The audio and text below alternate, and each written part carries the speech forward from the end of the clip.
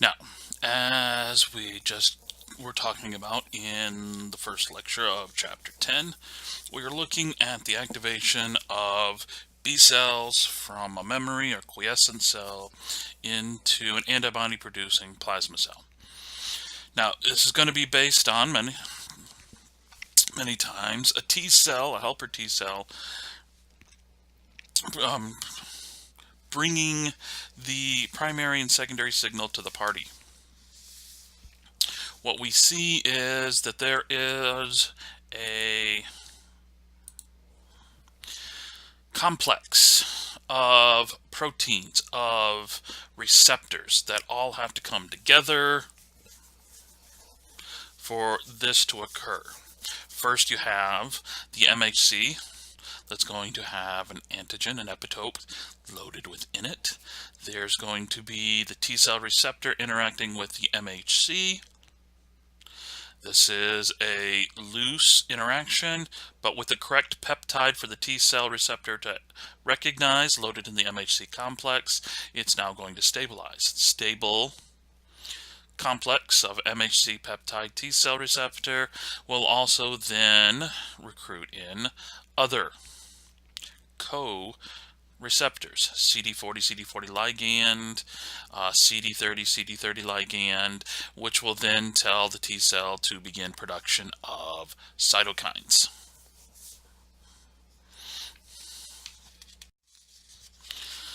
Now, this cytokine production isn't a let's flood the area, because there's going to be neighboring memory cells that need to remain quiescent because there's no active infection for whatever it is they are producing. So, let's just call it the synapse between the T cell as well as the B cell, there is a small little space, small little gap as we see here in this microscopic picture. And we need to have a targeted release of the cytokines from the T cell to the B cell. We do not want to flood and risk activating willy-nilly, and yes, I like to use that term today for some reason, willy-nilly, all the different B cells in the area. No, what we want is targeted. So, what we find is that the T cell receptor, MHC, all this complex of CD40 ligand, as well as many of the other co-receptors and interactions going on here, will rearrange the cytoskeleton of the T cell so that it now has a polar face.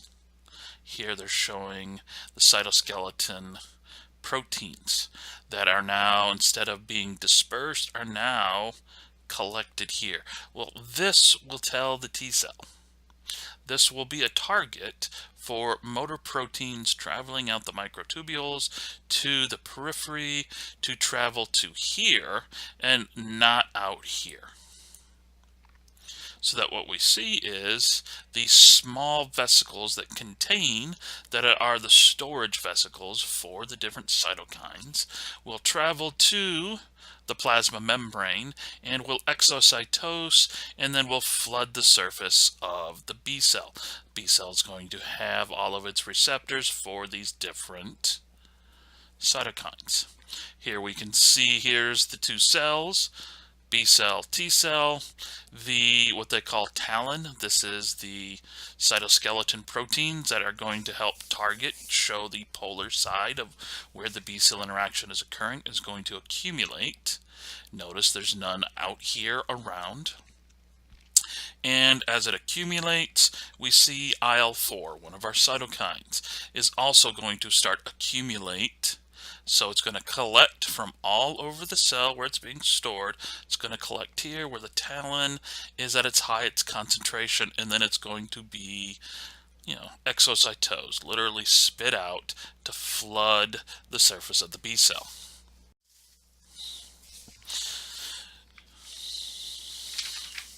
Now, once activated, or once B cells are released, and they interact with their antigen for the first time. Or maybe this is a subsequent.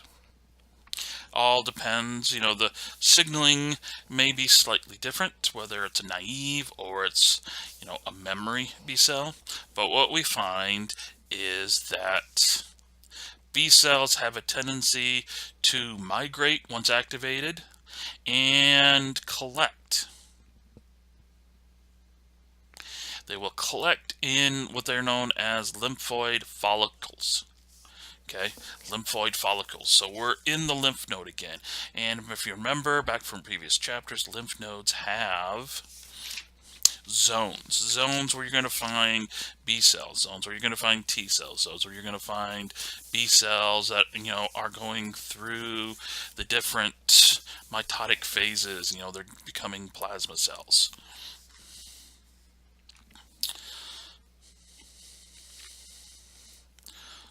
So when we look here at this figure here, dendritic cells, follicular B cells, there's going to be an interaction. Dendritic cells are going to act, once they have an antigen, going to activate the different classes of T cells. They're also going to pass on their antigen to the follicular dendritic. That's what the FDC. So the naive B cells, they haven't quite learned yet. They haven't been fully activated, fully matured. Are going to collect. They're going to recognize the surface marker CXCL13, which means they're going to get stuck here. So it's kind of like, freshmen in pizza. Okay, they're just going to be drawn to it. They're not going to know why. The source of the CXCL13 is these follicular dendritic cells, okay, in this follicle, which is a densely packed cell mass inside the lymph node. There are special dendritic cells. These aren't the ones like we see here that will enter and exit out the lymph node, will cruise through bodily tissues. The follicular dendritic cells stay in place. Okay, their whole job is to basically babysit B cells. Dendritic cell passes on something to them, activates T cells also, and then what we see is as cytokines being released by the dendritic cells, such as CLC21, T cells that have been activated will recruit B cells that are now recognizing antigens. They will then transverse this area and they will collect in one given area, because by collecting like this in a clump, these are all plasma cells that are reacting to the same antigen. They can maintain each other. They can, quote unquote, help each other. They give the signals to each other back and forth to continue antibody production.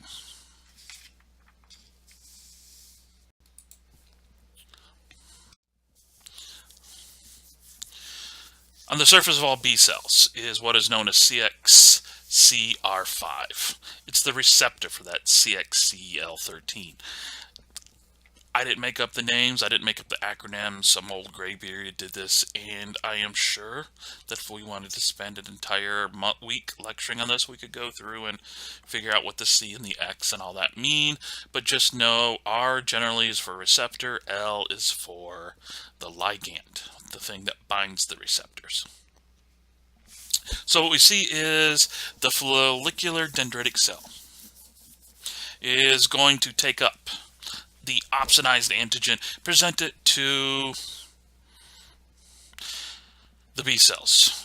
Basically it's a waiter. Here you go. Here, derecognize, derecognize, derecognize. Now, these follicular dendritic cells, they're not phagocytic like the dendritic cells that we'll see out in the tissues. You know, those ones out in the tissues will take up anything not you, will even take up, you know, cell debris of you, and then we'll go to the lymph node and present it to B cells, T cells. Follicular dendritic cells, no, they don't do that. They don't break stuff down, they just present what was given to them.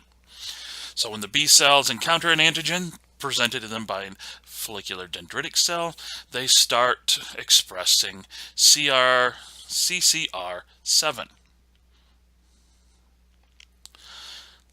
CCR7 is a molecule that tells T cells, stay where you're at. Not only stay where you're at, but come and start interacting with me. Come and start interacting with me to help me get ready to do something.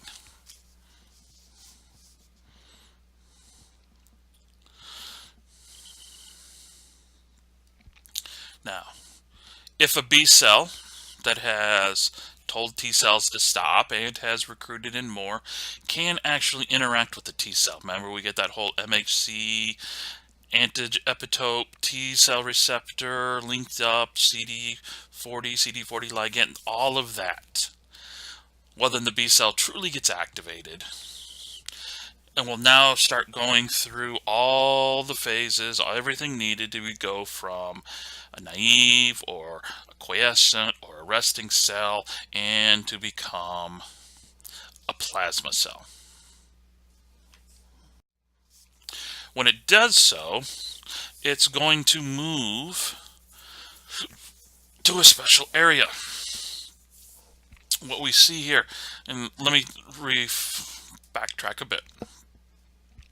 So, lymphatic fluid, basically fluid from your tissues, that the antibodies from B cells have opsonized something not you, a bacteria, a virus, whatever.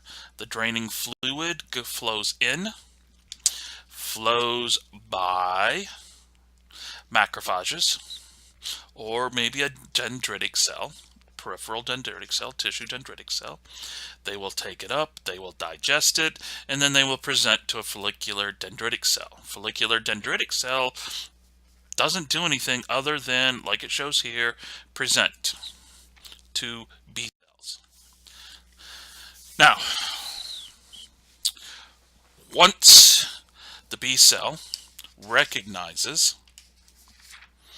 yes, this is something that I can interact with.